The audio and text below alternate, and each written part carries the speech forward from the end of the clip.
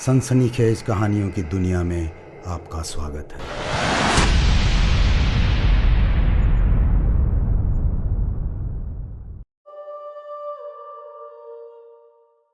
सुंदरगढ़ जैसा नाम, बिल्कुल वैसी ही जगह, मानो सपनों का जगत हो।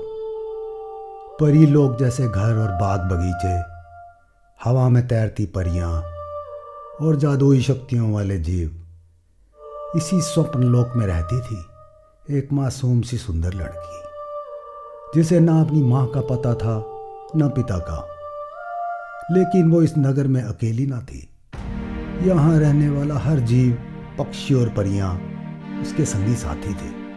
और वहाँ थी उसकी रानी माँ, जिसकी फुफकार सुनकर शेर भी भाग खड़े होते थे, जिसके एक वार से हाथी भी गिर जाते थे। वो सच में उसकी माँ तो नहीं थी, मगर उससे कम भी नहीं। रानी माँ का वहाँ रहने वाले सभी प्राणियों पर राज था, और उसके रहते इस लड़की का कोई बाल भी बांका नहीं कर सकता था। लड़की का नाम था बेला। लेकिन दुर्भाग्य की बात यह थी कि सुंदरगढ़ उसका असली घर नहीं था। ये तो उसके सपनों की दुनिया थी। वो जब भी अपनी आंखें मूंद कर सो जाती, अपने आप को यहाँ पाती। बेला कभी यहाँ से जाना नहीं चाहती थी, लेकिन उसे जागना ही पड़ता।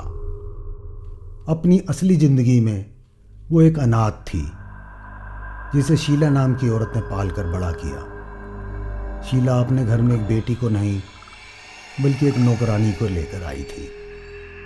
नर्क से भी बदतर जिंदगी थी इस घर में बेला की। वो सारा दिन घर का काम करती, पूरा घर साफ करती, खाना बनाती, बाजार से सामान खरीद कर लाती, फिर भी उसे शीला की मार खानी पड़ती। अक्सर भूखे ही सो जाना उसकी आदत सी बन गई थी। उसकी कोई गलती हो या ना हो, मार तो खानी ही थी। उसके चेहरे और शरीर पर लगी चोटों को देखकर जब आसपास के लोग पूछते, तो शीला कहती, इस लड़की को नींद में खुद को नोचने खसोटने की बीमारी है। अगर बेला कुछ भी बोलती तो उसे पता था इसका अंजाम क्या होगा। अपने होंठ बंद किए, अपने आंसू अपनी पलकों में छुपाए, बेला गुमसुम सी इस नरक में अपनी जिंदगी जिए जा रही थी। शीला से मार खाने में उसे डर नहीं लगता था। वो जब भी मारती, सामने आकर मारती थी। उसे डर लगता था शीला के बेटे विक्की से। उसे हमेशा ये डर सताता रहता था कि वो कहाँ और कब वार करेगा। वो सीढ़ियाँ उतर रही होती और विक्की पीछे से आके धक्का दे देता, उसके किए हुए होमवर्क पर इंक उड़ेल देता, उसके शैम्पू में गोंद मिला देता। एक दिन सुबह वो बिस्तर से निकल कर उठी। जैसे ही वो चलने लगी तो दर्द से कराह उठी। देखा तो नीचे फर्श पर कांच बिखरा हुआ है। उसके दोनों पैर लहूलुहान हो गए और वो एक हफ्ते तक लंगड़ा कर चलती रही। बेला को विक्की की हर हरकत चुपचाप सहनी पड़ती। थोड़ा सा भी विरोध उसे शीला के गुस्से का शिकार बना सकता था। आज संडे है और शीला को अपने दोस्तों के साथ किटी पार्टी में जाना था। बेला का दिल ये सोचकर कांप रहा था कि उसे विक्की के साथ घर पर अकेले ही रहना होगा। विक्की की आंखों में पागलपन की अजीब सी चमक थी। जैसे ही शीला घर से निकली, बेला दबे पांव किचन में घुस गई और स्लैब के नीचे अंधेरे कोने में बैठ गई। उसके पूरे शरीर में कपकपी हो रही थी और दोनों कानों में खून के तेज तेज चलने की आवाज आ रही थी। अचानक उसे अंदर आते विक्की के पैर दिखाई दिए।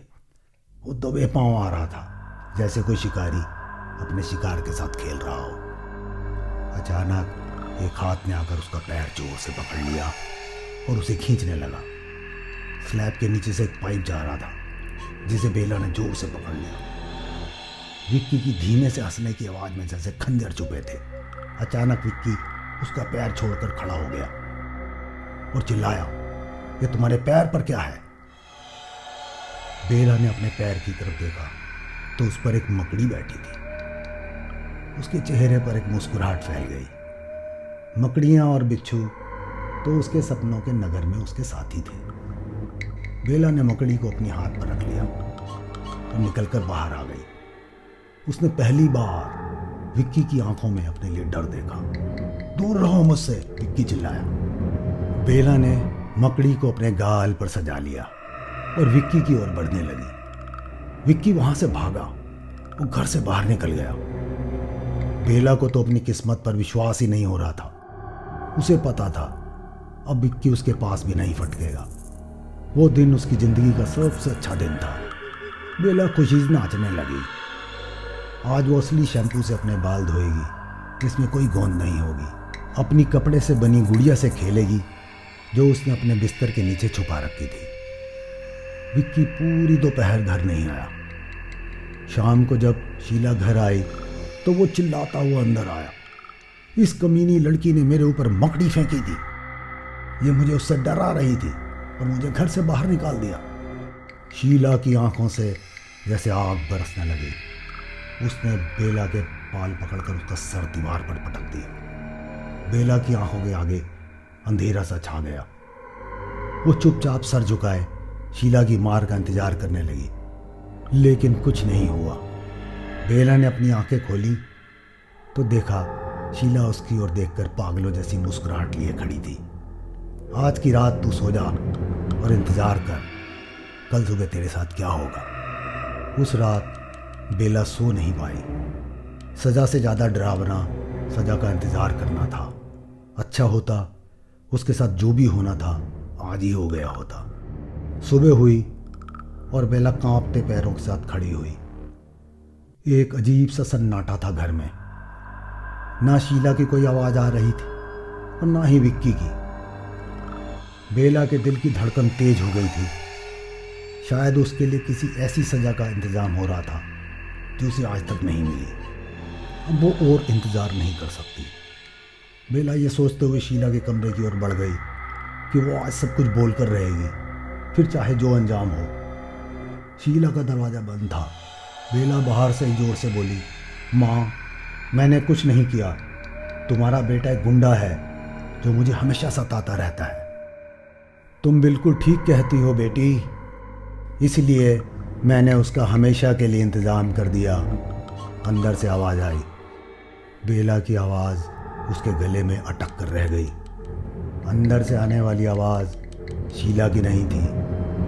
बेला ने दरवाज़ा खोला और कमरे के अंदर आ गई। शीला फर्श पर पड़ी थी और उसके ऊपर खड़ी थी रानी माँ। शीला के पूरे शरीर पर मकड़ियाँ और बिच्छू सरसरा रहे थे। रानी माँ ने बेला को मुस्कुरा कर देखा और बोली, अब तुम्हें किसी से डरने की ज़रूरत नहीं। याद रखना, मैं हमेशा तुम्हारे आसपास ही हूँ। ऐसा कहकर रानी माँ अदृश्य हो गई। बेला ने विक्की के कमरे में जाकर देखा तो उसका हाल भी अपनी माँ जैसा था। उसका पूरा चेहरा मकड़ियों और बिच्छुओं से भरा था। अब बेला आज़ाद थी। उसकी रानी माँ सपनों की दुनिया से बाहर आ गई थी उसकी हिफाजत करने के लिए। अगर आपको राह में कोई ऐसी लड़की दिख जाए जिसके बालों में मकड़ी या बिच्छू बैठे हों, उसे छेड़ने की कोशिश भी मत करना। वो बेला है। उसकी रानी माँ अपनी सरकती फुफकारती खौफनाक फौज के साथ कहीं आसपास ही है।